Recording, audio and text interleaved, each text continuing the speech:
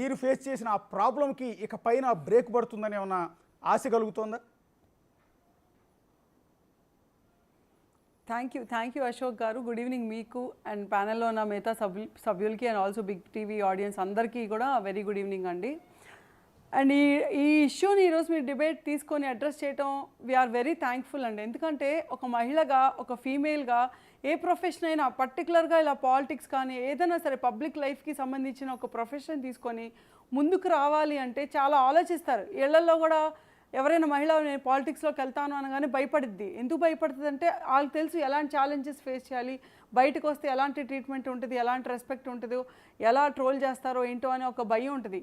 అది ఏమైందంటే ఎప్పుడు సహజంగానే ఉంటుంది. ఇప్పుడు మనం అది మూవీ హీరో అయినా లేకపోతే పాలిటిక్స్ అయినా సరే ఒక పర్టికులర్ స్టాండ్ తీసుకొని ఒక ఒపీనియన్ ఉన్నప్పుడు మనకు ఆపోజిట్ ఒపీనియన్ ఉన్న వాళ్ళు ఎవరైనా సరే మనల్ని వ్యతిరేకిస్తారు, 100% ట్రోల్ చేస్తారు, మాక్ చేస్తారు, క్వశ్చన్ చేస్తారు. బట్ ఇక్కడ ఏమైంది, గత 5 ఏళ్లుగా వైసీపీ ప్రభుత్వం వచ్చినప్పటి నుంచి ఆ మాకింగ్, ట్రోలింగ్ హెల్తీగా ఉండాల్సింది, లేకపోతే పాలసీని క్వశ్చన్ చేయాలి, లేకపోతే నేను ఒక ఒపీనియన్ ఎక్స్ప్రెస్ చేశాను, మీ ఒపీనియన్ తప్పండి, నువ్వు చెప్పింది తప్పు అని చెప్పి నన్ను తిట్టచ్చు. It's not a big crime. కానీ ఏ లెవెల్ దిగజారిపోయారు?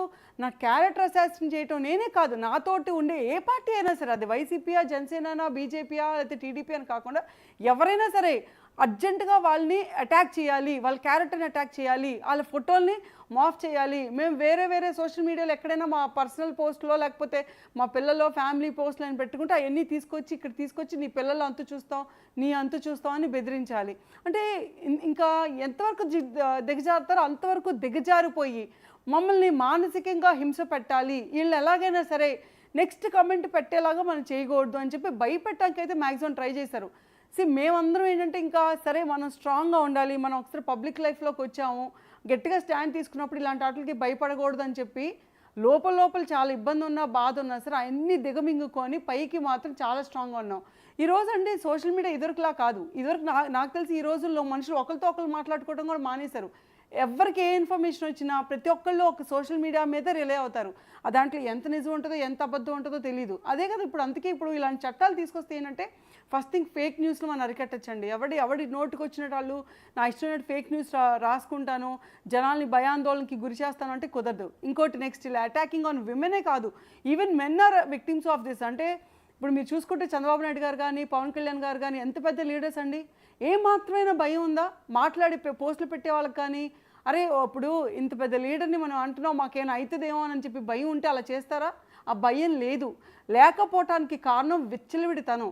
దాని ఏమిటంటే ఆర్గనైజ్డ్ క్రైమ్ లాగా గత 5 ఏళ్లుగా కొంతమందిని పెట్టుకున్నాం. మొన్న నేను చూశాను వర్ర రవీంద్రారెడ్డి అనే అతన్ని ఎఫ్ఐఆర్ రాస్తే దాని గురించి అతని నుంచి బయటకు వచ్చిన ఛార్జ్ షీట్లు చూస్తే అతను క్లియర్ కట్గా చెప్పారు ఏమని, ఈ డిజిటల్ కార్పొరేషన్ ముసుగులో ఎంతమంది అబ్యూజర్స్కి వీళ్ళు పనిమాల జీతం రూపంలో డబ్బులు ఇచ్చి మరి కూర్చోపెట్టి వాళ్ళ చేత యూట్యూబ్ ఛానల్స్ ఓపెన్ చేయించి, లేకపోతే యూట్యూబ్ ఛానల్ ఆల్రెడీ ఫేమస్గా ఉన్న యూట్యూబ్ ఛానల్స్ కొనేసేసి వాళ్ళ ఓనర్లు కొనేసి అక్కడ కొంత మనుషులను పెట్టించుకొని ఫేక్ న్యూస్లు రాయటం, లేకపోతే తిట్టించటం, లేకపోతే మార్పులు వేయించటం, భయపెట్టడానికి, నోర్లు మూయించడానికి, just because you want to shut the mouth, నీ ఇష్టం మాట్లాడతావు. ఆఖరికి వాళ్ళ సొంత ఇప్పుడు వైఎస్ జగన్మోహన్ రెడ్డి గారి సిస్టర్ వాళ్ళ మదర్ని స్పేర్ చేయలేదంటే ఇక మేము ఎంతండి. సో ఇప్పుడు ఇలాంటి చట్టాలు రావటం వల్ల మాలాంటి వాళ్ళకి అంటే ఏ ఆడపిల్లైనా సరే బయటకు వచ్చి మాట్లాడదాం అనుకున్న వాళ్ళు ఎవరికైనా సరే మాకు కొంచెం సెక్యూర్డ్గా, సేఫ్గా అనిపించి ఎస్ మేము రాగలము, మేము వస్తాము, మాట్లాడగలము, మా ఒపీనియన్ మేము చెప్తాము. సరే మమ్మల్ని ఏమన్నా మీరు అపోజ్ చేయాలనుకుంటే గౌరవప్రదంగా హెల్దీగా మేము అందరం కలిసి డిస్కస్ చేసుకోవచ్చు. సో ఇలాంటి సిచ్యువేషన్ క్రియేట్ అవుతుంది కాబట్టి 100% వీఆర్ వెరీ హ్యాపీ అండ్ చాలా వెల్కమింగ్గా ఉంది. ఇండియాలో 100% పార్లమెంట్లో కూడా తీసుకోవాలి. ఎస్ అవునండి. ఈ కేవలం గాయత్రి గారి గురించి కాదు, ఇది బేసిక్గా చంద్రబాబు నాయుడు గారి భార్యను అనొచ్చు, లేకపోతే బ్రహ్మణి గారిని ఆయన కోడలను అనొచ్చు, లేకపోతే జగన్ గారి భార్య భారతి గారిని అనొచ్చు, జగన్ గారి అమ్మగారిని అనొచ్చు, షర్మిల గారిని అనొచ్చు. అంటే ఎవరికి వాళ్ళు ఇక్కడ పార్టీలతో సంబంధం లేదండి, ప్రతి ఒక్కళ్ళు సఫరర్సే.